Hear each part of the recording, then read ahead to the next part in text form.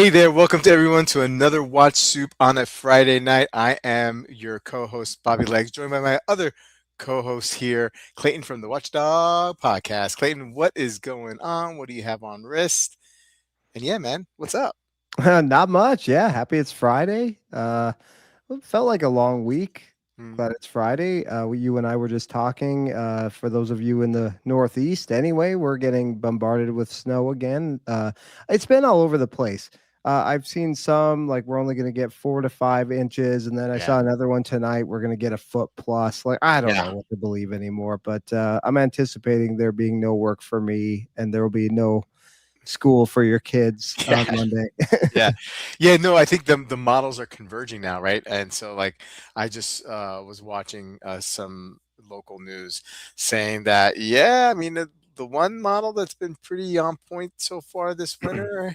Anyway, my little section of the map when I showed it saw about like 11 to 12 inches. I'm like, the kids are not gonna have school. Yeah. Yeah.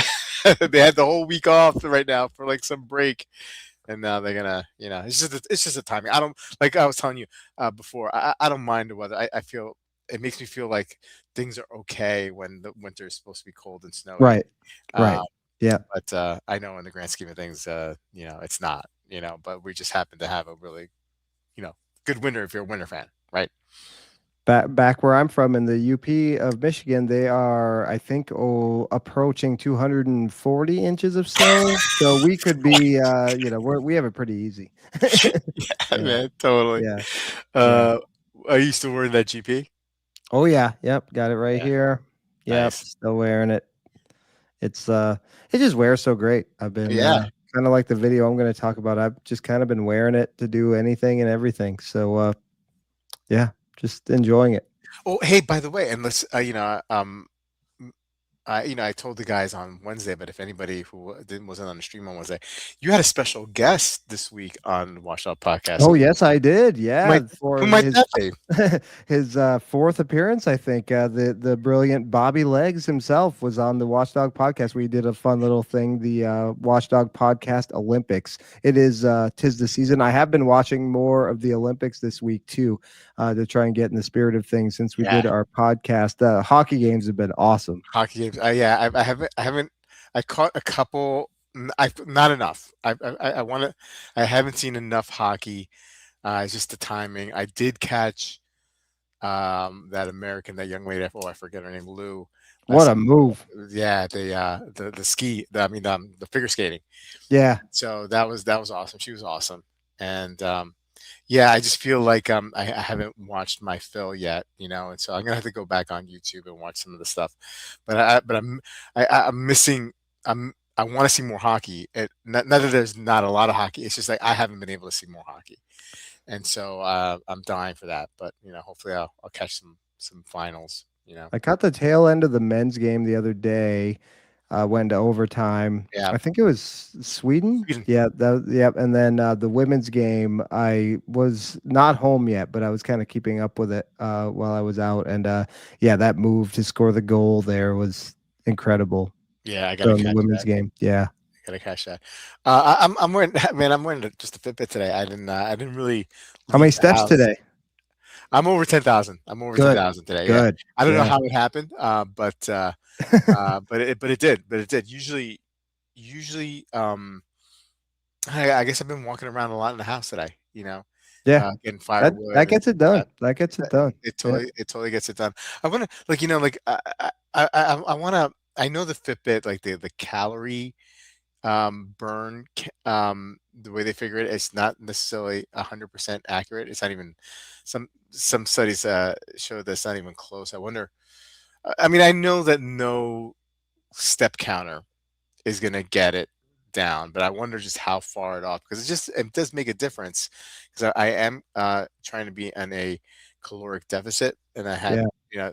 and but like if my estimation of calories burned is wrong, um, on the downside, then I'm not, I'm at that gap, is not as big as I think it is. I'm trying to go for like at least like a 3 to 500 calorie deficit a day. So I don't know. I don't know. My weight's been going down a little bit, and I guess I'm just being impatient. But Yeah. Anyway, too much Remember info. those non-scale victories. The That's got don't pictures. That's right. yeah, That's right. That's right. I forgot to measure. I got to don't start forget measuring that. those.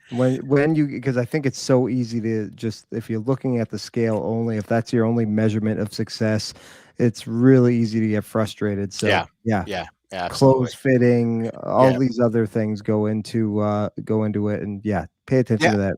Don't Look, pay I mean, attention to that mean old scale. yeah. I mean, I look in the mirror and like I see a difference. So that's You're good looking because good to me, pal. it's just, but you know, you see yourself every day, so it's hard to see those Right. differences. So, but I'm definitely seeing a difference in some areas. So, Good. yeah, yeah. So hopefully by summer I'll be fitter. I'll be fit. Hey, let's say hello to some people in the chat before we jump into All right. the soup. Okay. Hey, there's Marcel wearing his Chopard GTS Salmon. Oh, very nice, very nice. Caliber is here. Dingo Dango. Do you guys remember Adricos? I missed that guy. Adricos? I don't know. I don't Doesn't ring know. a bell. Doesn't ring a bell. There, Dingo Dango. Um, Watch six though. Hey, Hey, there he what's is. up, buddy? Hey, what's going on, buddy? All right. So you know, if you're new to Watch Soup, Clayton and I, and Bobby, You and speak of we yourself in the third person. It's yeah, good. yeah. Yeah. We pick a video from watch content creators in the past week, and we break it down a little bit and discuss it. So the first video, I think I'm up today to go first. We're gonna go with a video that just came out. I think it came out this morning, or at least yesterday. Watches with Dennis. Not the first time he's been featured here. I think you featured him a couple times. Hmm. 2025 Morgan Stanley data shows a polarizing watch industry, and he really breaks this down on what he how he sees what's going on. And so he begins the video by framing the Morgan Stanley report as the lens for everything that follows. And he says that the latest report is out giving us a 2025 data on Swiss watch sales. Rolex, unsurprisingly, still on top of the landscape. Underneath has been had some several shifts, and he enumerates these shifts, right? To visualize the data, he uses a couple of charts, right? From 23 to 2025, so you could see some of the changes. And a ranking chart shows that the top 20 brands across all three, so we can see it, right? So the big story here is polarization, as he says. Uh, Swiss watch industry is more polarizing now than ever. And he has the data to back it up. So he says the top four brands: Rolex, Patek Philippe, Ardent Piguet, and Richelieu. I think he meant to say Cartier in there, but so Rolex, Cartier number two, Audemars and Patek, the top four, now collectively account for roughly half of the entire Swiss watch industry by value. This calls an extraordinary concentration of power in the hands of just a few brands. Now we've been seeing this trend now for a while. Anyway, at the same time, the Brocken market is cooling. Overall, Swiss watch exports and volumes are cooling off compared to the post-COVID boom. Units are down, average prices are up, and that's classic. He uses the word premiumization. The very high end is strong. The middle, though, is getting squeezed. And when he says that the middle is getting squeezed, he means you know, the middle brands, not just, you know, middle price points, right? So the Morgan Stanley top 20 Swiss watch companies. Um, she shows the charge in the turnover report, the change in the turnover report, and that's basically what that means is like the difference in 2022 to 2024 in the revenues of each of these. If you can visualize the chart from 2023, 2024, 2025, and so Rolex, Rolex is still dominating and still growing. It remains the undisputed leader remarkably, and is actually growing in a contracting environment. The turnover climbed just over from 10.5 billion francs in 2023 to 11 billion in 2025, right? So like the industry is contracting, but Rolex still keeps growing. And that's the growth of contracting environment, though. So that's very noteworthy, he says. And there are only a few brands that saw that, right? That's market share expansion. He notes this behavior is consistent with what he observed from Rolex over the last several years following the report, right? Um, Even after trimming production, he says, I got a quote here. It grew turnover and reinforced its leadership position.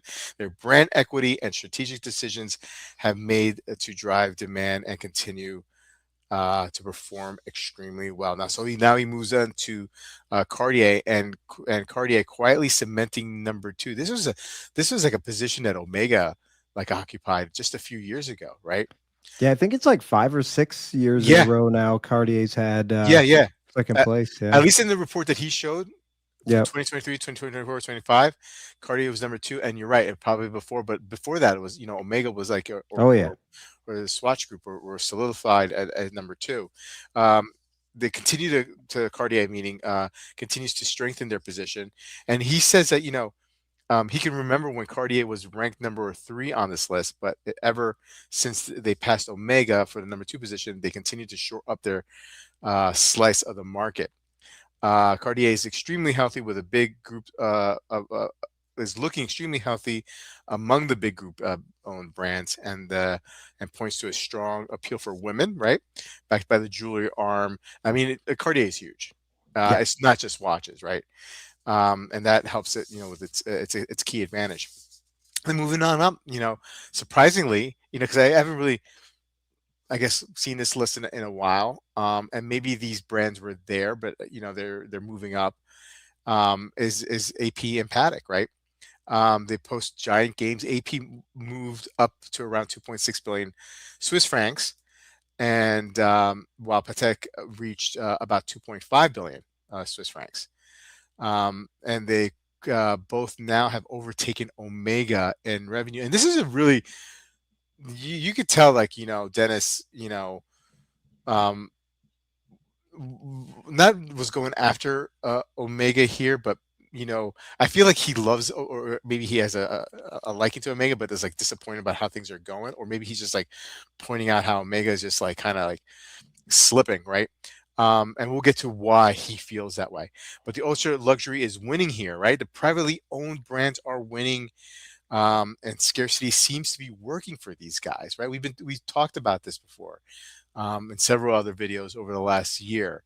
The strategy that some of these luxury brands, these private brands, are going. For us, it baffles me, that they're going to keep charging more and more and more, especially when this economy is like not as strong as it used to be, but it seems to be working for them, right? Yep. Um, so in conclusion so this goes back to Omega here. The most interesting development of the entire report is Omega's decline. Revenue fell from 2.39 billion Swiss francs in 2024 to 2.21 billion in 2025, and the brand is now slipped to fifth place behind Rolex, Cartier, AP, and Patek. Omega used to sit comfortably as a clear number two to Rolex, he says, but has fallen behind Cartier for that number. Well, it fell to the number three position about 5 years ago. From and Cartier moved to number two, and now at number five, and has signed a major shift in the prestige hierarchy of Swiss watchmaking. He said. Um, and then, like, he talks about the tier below. The picture gets worse. Longines dropped down below a million Swiss francs. Tissot is down. Swatch is down. Several LVMH, including Hublot and Tag Heuer, are also down this year. And this just reinforces Morgan Stanley's theme of the polarization that ultra luxury. Again, I'll say it again: ultra luxury is winning. Private brands are winning, and scarcity is working. The pressure is particularly accurate for brands competing roughly in the $3,000 to $8,000 retail range, which Dennis, he describes it as some real headwinds there.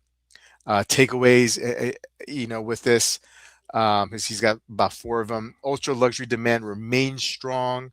Watches priced over 50,000 Swiss francs are driving a disproportionate share of the industry value.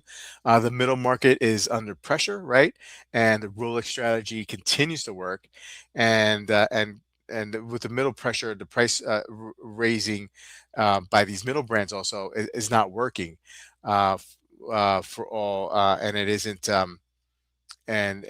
And he's looking, he's pointing right directly at Omega and Swatch Group with their price, increases strategy, and that doesn't seem to work. I mean, we've been talking about how much, the Speedmaster, how much has gone up over the last couple of years.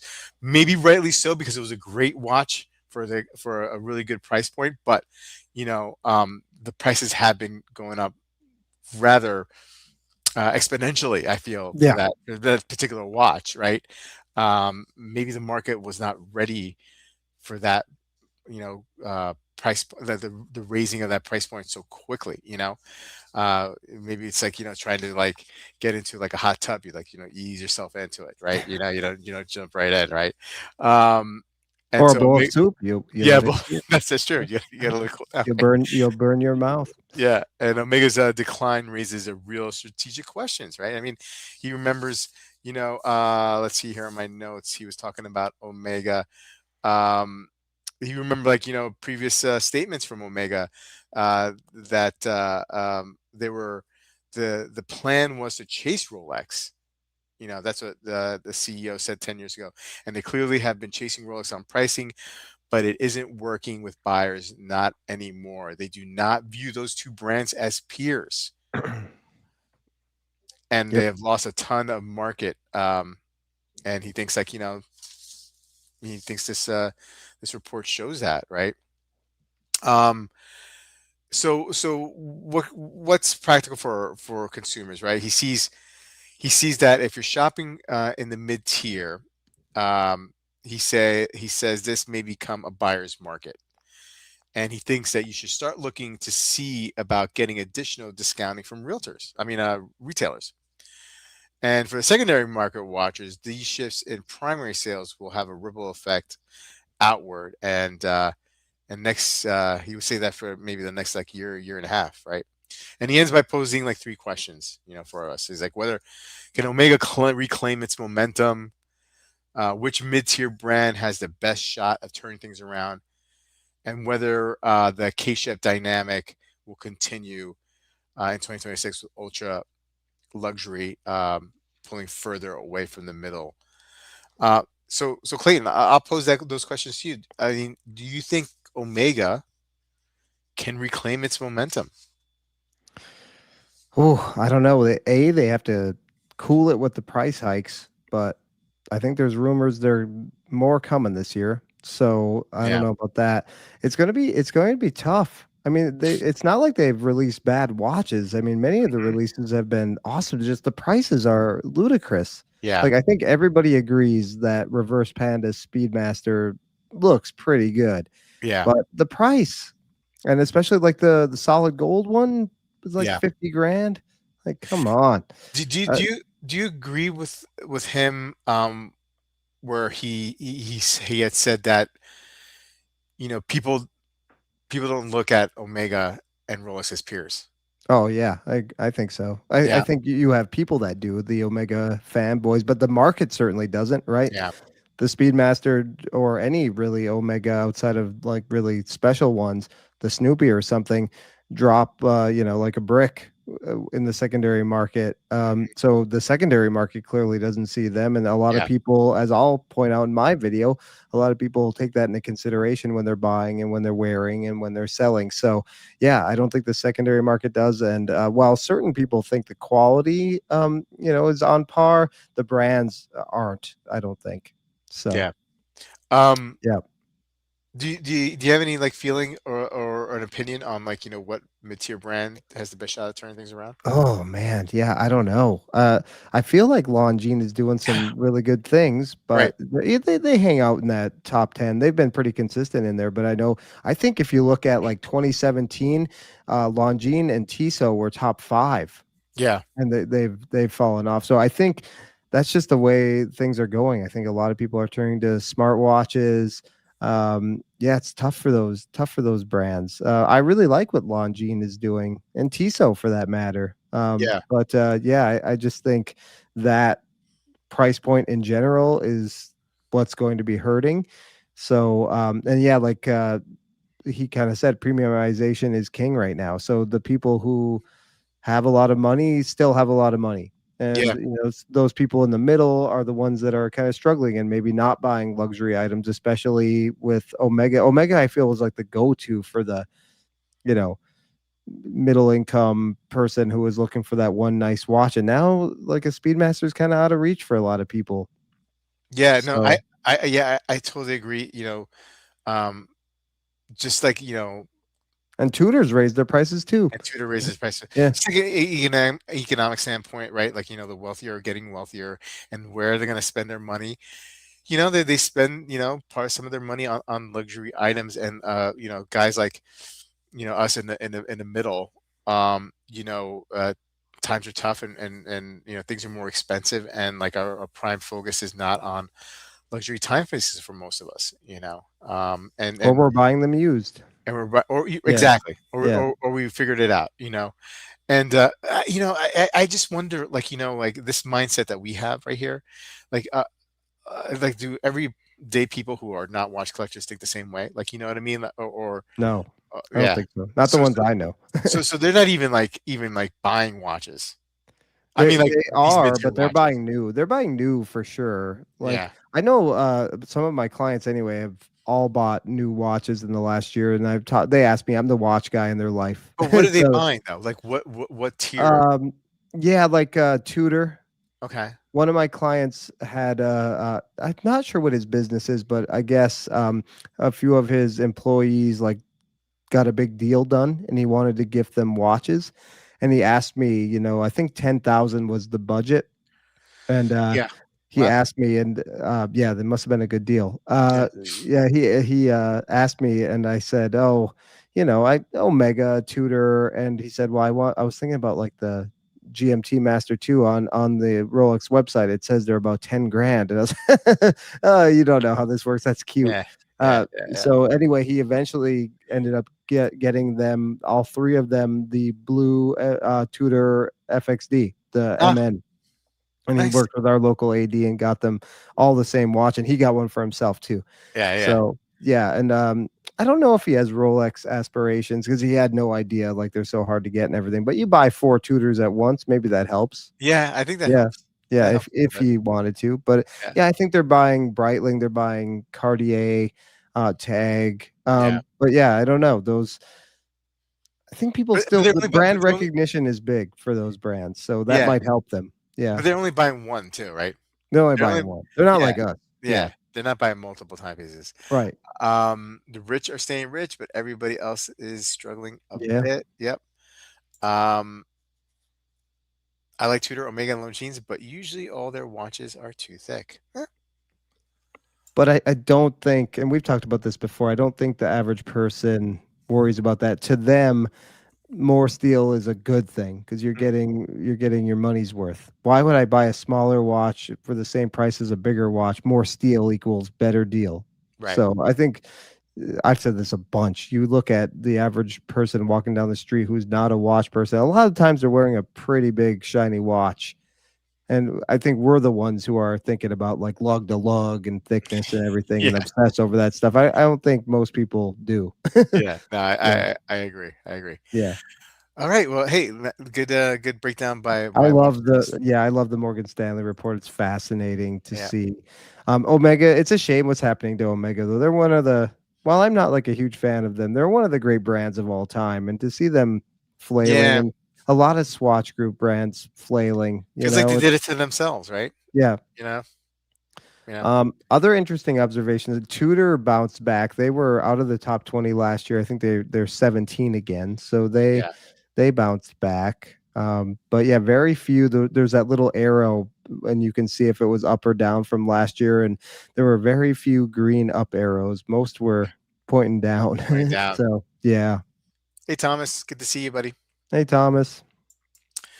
All right. Hey, let's move on to your pick. All right. Ricardo Hawkes. I'm not familiar. Are you wearing your watches? Yeah, he kept coming up in my algorithm. I think I may have covered one of his videos before, but yeah, sometimes he has some good stuff. So Yeah. I thought this was, and Keith and I had talked about this on a previous podcast, the one previous to what you were on, and scratches and resale value and everything. So I don't know, it's kind of on that wavelength. So Ricardo asks, how many watches did you wear this week? How many, Bobby? How many did you wear this week? Just not counting one, not Okay. one. The Citizen, Yeah, yeah. or not the Citizen, but Right, right, the right, right. yeah, The diver. Yeah, the yeah. diver. Yeah. Um, why does it matter? The modern watch enthusiast is a creature of strange contradiction. We spend years and thousands of dollars on refining our tastes to find the perfect piece. We buy it, get it home, and then hide it in the wash box. We treat these marvels of engineering as if they were made of spun sugar, he says. Make sure my pages don't stick together. This has created a community of collectors who are more like museum curators than enthusiasts. He's in this video, he's going to dig into the psychology of the safe queen and why your watches are probably crying out for a little wear and tear. Uh, he has categories here. The investment trap, the biggest hurdle to wearing our watches these days. Watches have shifted from being tools to alternative assets. Ricardo thinks it's sad for collecting. We've been conditioned by auction houses and other YouTube channels and such to treat watches less like adventure companions and more like a pile of cash with a ticking heart. The mindset that mindset is the fastest way to kill the hobby, in his opinion. When you see your watch as a fluctuating stock price instead of a piece of design, you've lost the plot. Unless it's a true rarity like a Newman Daytona or something, or a vintage sub or something like that. The value you're preserving by not wearing it is negligible compared to what you're missing with experience. A watch that sits for years is a watch that's slowly dying, literally, kind of. Gaskets lose elasticity, Yeah. all that kind of thing, etc. Ricardo thinks of watches like classic cars. They are happiest when the fluids are moving and the gears are engaged. Little dramatic there, but I get Yeah.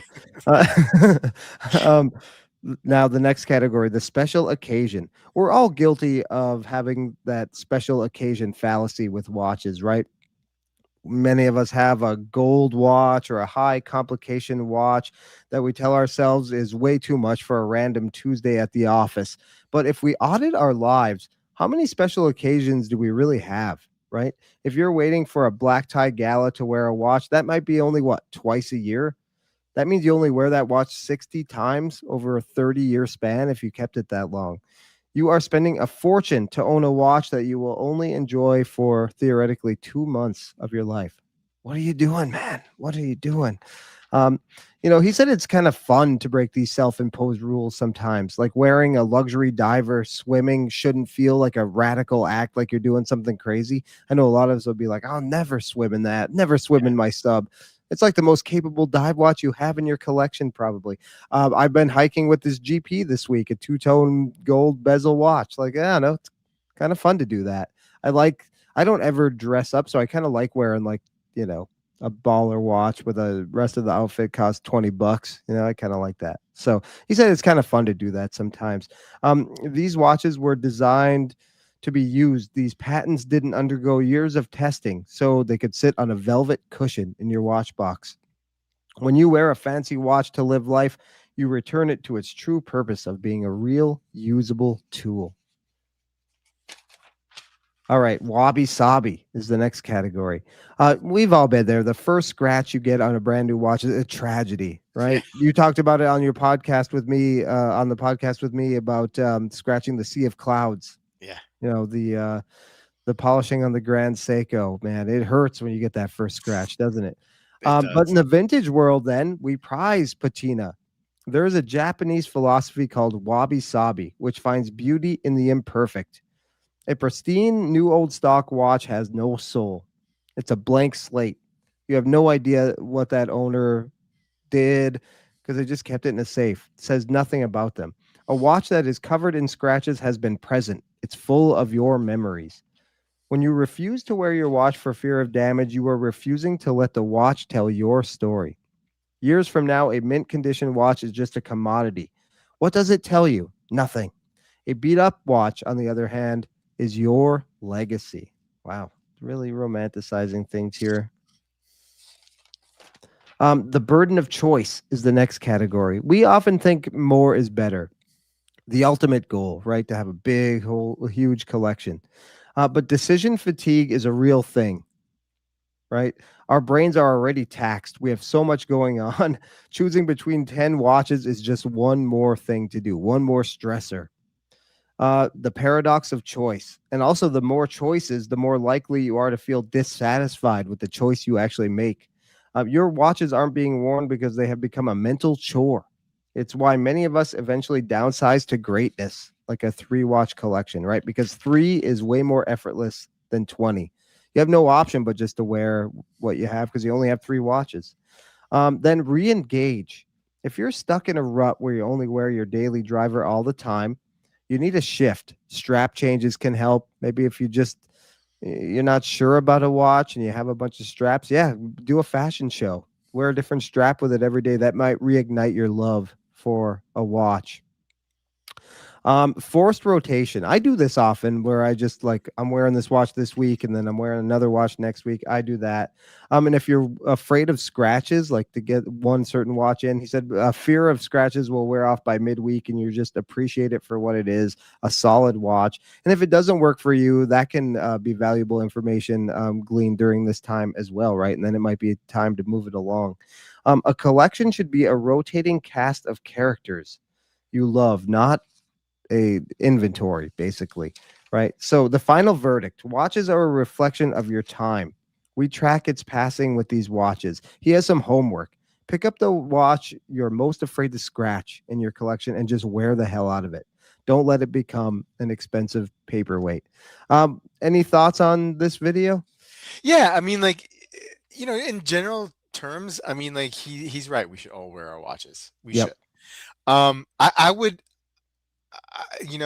he describes us as, kind of like with some of these like really high end timepieces, like as just seeing them sitting in our box and just putting like a money figure on it, and seeing it as an investment. And what I would reframe this as not to look as your watch that way, but more like a piece of art, right? So like if you don't wear it, but you spent the money on it, it's okay to have it displayed, like like a painting. You know what I Yeah. mean? Like that's how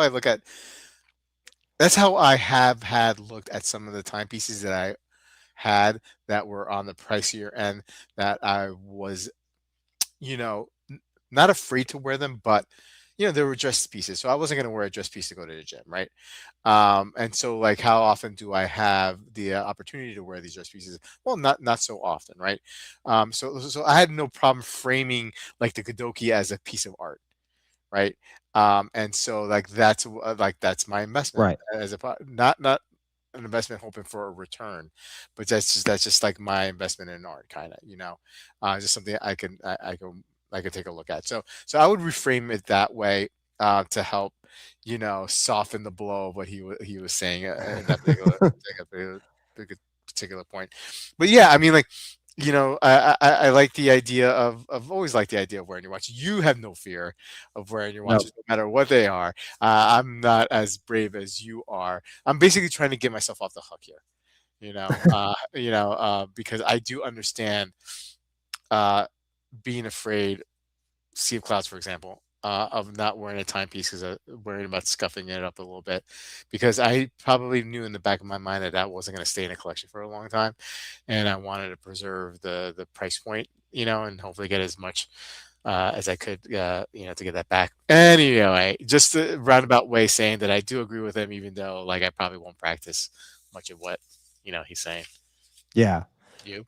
Yeah, while I definitely agree with most of what he said, and that's how I treat my watches, I sort of like bristle at these videos that tell you how you should Mm, relate with your watches because while I agree with doing that myself, I would never tell anyone really like you should do this, this, and this because you're not me.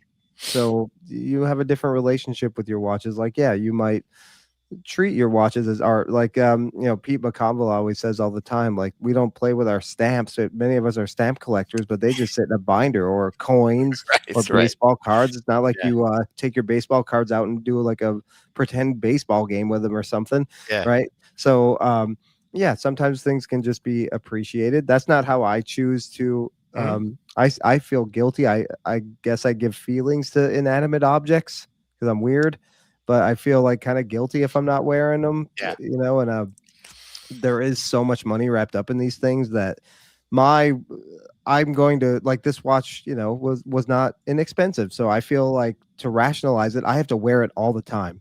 Hmm. And that's just how, and some people would have the complete opposite view, and they're not wrong. That's just them. Yeah. They spend a lot of money on it. They want it to sit and look pretty and not wear it so much. Only bring it out for special occasions because it's a special baller watch, whatever the watch might be, right? Like he said, some of us have a gold watch or a high complication watch that you're saving. I actually think it's kind of cool to do something outdoors with a watch like that in jeans and a t-shirt or something. Like I Yeah. think that's cool, and I like to do that, but not everybody does. So yeah, I do. While I agree with everything he said, and that's why I picked it. Yeah, I do like kind of reject these videos where we're imposing our kind of thought ideas on people. Like you need to do this, and kind of very strong opinions he had for sure. So, but well, I wanted to talk about scratches in a podcast because I remember on a Facebook page, I think somebody said if you're afraid to scratch a watch, that means you can't afford it. And Mm. I Mm. disagreed with that big Yeah. time. That's Yeah. not true. Some people Yeah. just like to take care of their stuff. Yeah. Yeah. Yeah, Well, you always like, buck authority when, that kind of stuff. You don't like people telling you what to do. right. You're one of those, you're a Well, loner that's man. also why these videos, like, yeah, it's like arguing politics online. Like, no one's going to change anyone's opinion. Yeah. And if you tell me you don't like what I'm doing, I'm more likely to double down on it just to get under your skin even more, right? So, Yeah, yeah, absolutely. I think sometimes that's what these videos can make you feel like. Hey, Marcel wore his gold chopard to teach Oh, his baller. this morning. That's You have awesome. to wear your watches. That'll That is teach those awesome. students. Hey, Brent, and his video is pretty much accurate, I think. Brent seems to agree. Thomas, going back to the Lunches with Dennis video, Swatch Group are in the dumps. I heard that Brigade sold 20,000 watches in 2021 and 5,800 watches. Man, that's so sad. Such a shame for one of their Halo brands is not doing, but I agree, man. Brigade's just awesome, and just that's just sad to me. Yeah. Hey, Fedora Jet, haven't seen you in a while. Greetings from San Fran. I've come to the live stream with the promise of the talk of watches and canned fish. Yeah, yeah, we haven't heard much about your canned fish adventures lately, Well, Bobby. like I just wanted to lay up, so like talking a lot about canned fish is I get the same kind of like um feeling when I open up a can of fish like at the cafeteria. Like people probably don't want to smell it. I feel like people maybe don't want to hear canned fish talk all the time, because it's polarized. I mean, like, I don't think you either love it or you don't. Like there's no like, I'm kind of in the middle. You know what I mean? Right. And I'm not talking about tuna fish. I mean, like, that's different, Yeah. right? I'm talking like, like smelly sardines Yeah. and stuff like that. But no, no, no. I got my staples. I got my daily drivers, my nori, in olive oil. Fishwives. We really like the fishwives. Smoked salmon. No, smoked trout. But it's pricey, so we have to wait till it's on sale, and we'll load up on that. More talk. Okay, yeah. So oysters. I'm doing the smoked oyster thing. You know, Oh, lot of interesting. zinc, lot of zinc, A which lot of is good. mercury in those? No, no, no. Arsenic or what's the isn't there like a slight bit of poison in some fish? So, like if you eat like a million sardines, you might have, Yeah. arsenic. It's probably like this.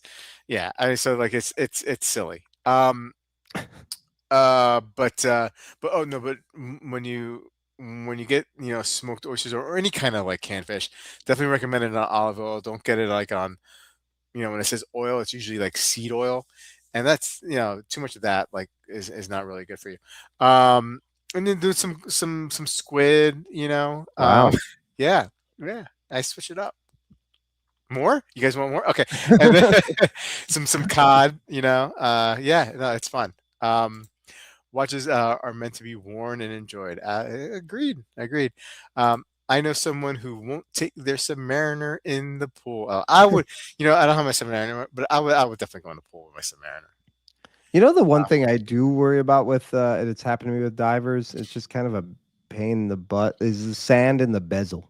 Like that gets pretty mm, annoying to like clean out because it can really get like pretty gritty. Yeah. Sand, and another thing that like I had the bad habit of doing, and like I heard it's not good. Like if I'm wearing a diver at home and I'm timing like like pasta, like you drain the pasta and the steam comes up, like steam is not good. Like the Yeah. water's okay, but steam I heard is not good. I mean, I used to, I don't do it now, but I showered for a long time with my watches and never Uh, really had any issues. But I don't I think don't I've know. ever showered with a watch. I can't shower with a watch. It just doesn't feel right, and I can't sleep with a watch. Oh, I'm more pass out than put myself to bed, so the watch is usually on. Yeah, I mean, Sometimes if I'm thinking ahead, I'll take it off, but I wear the Fitbit. That doesn't bother me. It's just like I feel like when I'm in bed, like I don't want anything on me. You know what does I that mean? give Like you sleep data, that one? it does, but I don't know how good it is. You know, Yeah. The Aura Ring is has been pretty good I for that. but you know what? So like I was thinking about the Oreo. I was thinking about picking one up, and the price point is the price point, whatever, 340 to 350 to 450, whatever the price point is. Yeah, But you have depending to on need, the finish. but you need like a monthly subscription. Yeah, I do it. It's like $5 a month or whatever. Is it that? Okay, I thought Yeah, it was a little bit yeah. more than that. No, it's like Um, 5.99, 6.99, something like that. It yeah, just so comes out of yeah, the it's just another subscription, just comes out of the account. yeah, okay. Maybe I'll reconsider one day. No, it's really I really like it. I get the you get the valuable data. I mean, I'm wearing it now. They're not like unattractive. Yeah. And then you see the little heart rate thing in there. What's your favorite data point? I pay attention to sleep, Yeah. steps, Okay. um, and then well, I wear my Garmin just for like my long runs, and that gives great. I mean, Yeah, gosh, yeah, anything you yeah. want, You've but always said that. yeah. Um, I like to look at target heart rate. I don't really look like some people will run in heart rate zones, like they Yeah. won't run too Hmm. fast and they don't Yeah. want their. You want to But zone gosh, zero in. my when I'm doing like a 20 miler like I did last week, my average heart rate's like 149, which is pretty good. And I'm pushing myself like Yeah. 8-minute miles, so Yeah. that's pretty good. Yeah, I think so. But I mean, like I'd yeah, probably be like a 180 doing it. yeah, um, so in regards to the sleep data, does it track like deep sleep? yes, Okay. different categories. What's your deep sleep like? I could show you. Not, I don't get much. It's mostly light. It'll go like light, deep REM, Yeah. and like restfulness, restlessness. But it'll break it down. And I'm not sure, but I mean, the wake up times are accurate and the like fall asleep times are accurate. So I'm Yeah. assuming it's it's better than no information. But Yeah. I'm trying to I don't work get on much REM or deep. I'm trying to work on my deep. It's hard. I mean, like how I mean, like so, like I think like they say. I know that we're going on a tangent here. I know they say. I've read that ideally you want like around like they give you a big zone, like an hour and a half to 2.5 hours of deep sleep. But like they it's really like they say at I'm least two in hours. there, I think. I think I'm I in I, there. I man, I'm more like in between an hour and a half, and like and closer to an hour most times. And I just don't know. I'm trying different things like ashwagandha. I'm trying to like a little glycine at night. Just because that's where the deep sleep is where your body like repairs itself Yeah. for your physical stuff, right? Like and also it if you're trying to lose fat, right? Which I'm trying to lose some belly fat. Um, if you don't get enough deep sleep, it's almost as important as diet. Oh You know yeah. what I mean? And physical activity. So like that's where like I think I got the physical activity. I think I got that down. I think I got the diet down. Um, but it's the sleep that is an issue. And we just you know got a smart base bed and hopefully hopefully that helps. Anyway, I can give you my sleep data if you want, yeah, real quick. yeah, yeah, yeah. Give me some. I know the audience is dying for it. I did not wear the ring last night because I was charging it. Shame on you. Okay, Wednesday night, I got total sleep time 7 hours 12 minutes. That's pretty good for that's me. good. That's good. Average resting heart rate 41. It gets Yeah, low. yeah, yeah. Mine Uh, gets low. Mine gets in the low 40s. yeah. I'm saying, REM sleep hour 57. Deep sleep 59 minutes. Light yeah. sleep 4 hours 16 minutes. Awake 1 hour 35 minutes. Yeah. Yeah, but Uh, that awake is that awake adding is it part of your 7 hours and 12 minutes? I was in bed total for 8 hours and Okay, 45 minutes. okay, So so it's not. yeah, I go to bed pretty early. Yeah. Um, yeah, and then optimal, no significant variations in your blood oxygen levels. It gives you all kinds of good stuff. There's the HRV and all that kind of like that kind of Yep, data. yep, yep, Yeah, yep. HRV was 41, yeah. max 77.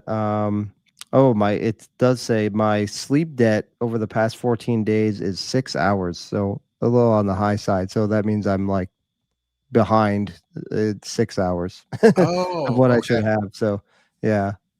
Okay, And that's yeah, high. It says it's high. yeah, man. So I need Yeah, like 12 or 13 hours tomorrow to yeah, catch up. maybe at some point this year I'll get the Aura. I'll switch to the Aura. I I like mean, it. Yeah. yeah. It's just a little like lower profile to wear too.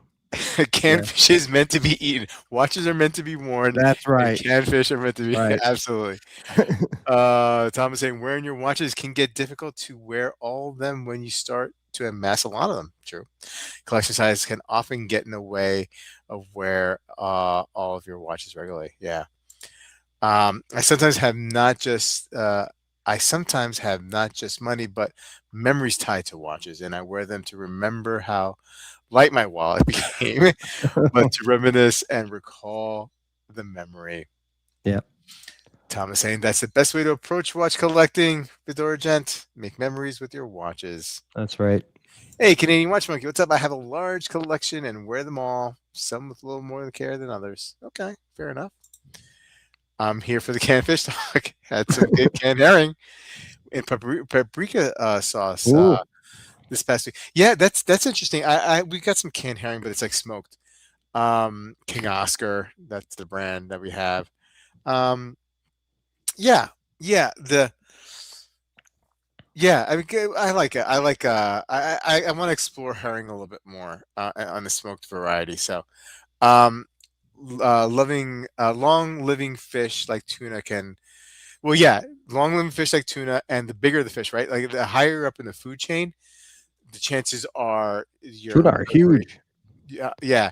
Chances are your mercury levels could be high, like sharks, right? Sharks can have high mercury. That's why they say be careful when you eat shark and that kind of stuff because Hmm. they eat then all the smaller fish and then like that mercury compounds in their system. Um, 40 months, man. Wow.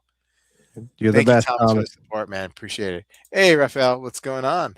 All the way from Argentina. I like correlating my CPAP data with my smart ring. Yep. And I know women can do their cycles and stuff with it. The Yeah. cycles. Yeah. Yep. The cycles Yeah. Yeah. might be valuable information for the husbands. Yeah. Yeah. Yeah. So going back to like so my wife we got the temper we just got it delivered today. Oh, did you get the sleep number? The sleep it's not Smart bed. yeah, it's a smart ergo base. So like I was like resistant. Like I definitely like want better sleep, right? But I was resistant like, to make such an investment on it. And she made a good point. She's like, we spend 8 hours a day in our bed, you know. Yep. Um and so, for health reasons, it should be a good investment. And look, if I get better night's sleep because that's you're close to my age, and maybe some people in the chat who are in their late 40s, early 50s, like that's when your sleep, it's just general, it's like your sleep starts going to shit, Yeah. around this age, and so like it really has like affected me, like mood wise, um, physically like exhausted. And then you throw in the fact that I have like a 7 and a 9-year-old on top of that. Right. It just really compounds. So like I'm kind of hoping that this is like the magic bullet, and helps me with my sleep. Um, yeah, I mean, like sleep matter past 45 seriously matters because we and all the science, behind like cognitive decline, um, with sleep being one of the main culprits. I mean, it's there, you know what I mean? And like my mother had Alzheimer's, both my grandmothers had it, and like that's something like Yeah. I'd rather be like have some physical issues than mental issues, right? Like losing your mind and not knowing who people are, that's like the saddest thing, sad for everybody. Right. So like, preserving as much as I can, hopefully I have high hopes and I will report. And maybe I could come on your podcast and I could do a review. Sure. Yeah. Yeah. We have the Sleep Number smart bed. We've had that bed for a long time now, and yeah, it's valuable information. It's kind of like wearing a Fitbit, and or like tracking your food. So It kind of gives you a written little testimony of what how you're doing and what you need to no improve. shit. Yeah. Who makes the sleep number? Is it Uh, Tempur? No. Sleep Number is the brand. Sleep number is Yeah. the one thing that ours has, and does yours has like the snoring sensor?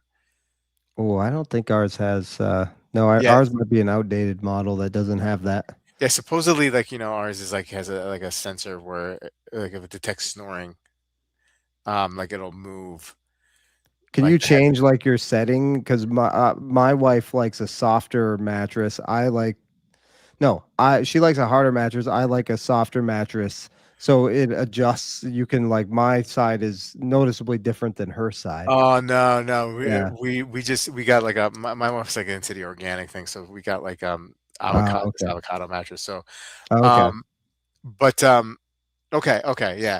So I'm excited to try the zero gravity position, which is like your head is slightly elevated and your legs are elevated, right? And your knees are almost as high as your head is.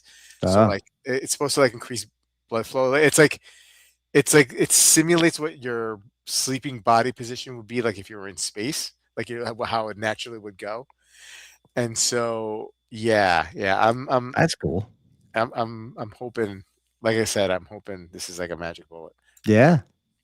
Snoring sensor is my wife smacking me in the middle. Yeah, pretty much. That's pretty Right. much been it, right? For me. Hey, Craig's here. What's up, man? Good evening, Citizen Hey, Craig. Unite with Blue LE on wrist tonight. Awesome, man. Good Ooh, to see that you, used to man. be my watch. uh, the one and only Mr. Thomas. Yeah, hey, okay. Watch Broncos here. Okay. Zero gravity works if you're a back sleep. So, like, I have been a back sleeper most of my life, except for in the last few years, I've been sleeping on my side because it makes me less prone to snoring. But what's happened in the last year, Marcel and Clayton, is like my shoulders starting to fall asleep. So Mm, like I wake up and like I'm in like kind of that pain that you feel when your limb is asleep, yeah. and then like I have to go over to the next one, and then like an hour later I wake up again. So like that's another layer to like my sleep issues. So I'm hoping to be like back into or go back to my ways of being a back sleeper, and then you know leveraging this zero gravity position. I have chondritis, like a bruising here of the breast cartilage or Yeah. whatever. But yeah, as soon as I lay down at night, it bothers me, and that's Oh, been I'm a side sleeper, but hurt sleeping on my side, man, I can't do it, especially on my left side. So I actually have one of those like wedge pillows. It helps my yeah. reflux too. It takes a little while to get used to, but that helps me sleep on my back, and then I don't get as sore, and I can sleep better. Dude, how old do we sound? Oh my god. What happened? What the hell happened? From watches to canned fish Oh my to god. sleep. I Hey know man, the conversations I have with my friends, it's like the first 10 minutes, how's your health? How's your yeah, parents' yeah, health? yeah, Yeah, yeah, it's like, yeah. yeah. Uh, Oh Awesome, man. my God. Yeah, yeah. Welcome to the middle age, gentlemen. Yeah, yeah. Yeah. All right. Hey, listen, man. We did it again. We're undefeated. I think every time. I think that we've never lost in Watch Two. No, no. So I really appreciate. Hey, Clayton. Anything you can tell us about the next episode of Watchdog podcast? Yeah. Going to talk about the new watch. I have a guest. I'll leave that as a surprise. So Okay. yeah, it should be a good one. So Awesome. that'll come out Awesome. Tuesday mornings is going to be hopefully my consistent new. I was kind of all over the place, kind of like we are with, Yeah. with the soup, but I'm going to try to stick to Tuesday mornings. So Yeah. Yeah. And hey, and guys, don't forget to check out his latest podcast oh yeah, episode special with guest. yours truly in there.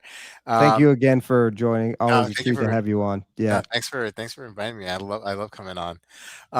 Anyway, guys, have a great weekend, and we'll see you guys next week for another episode of Watch Suit. Take care. Thank you guys.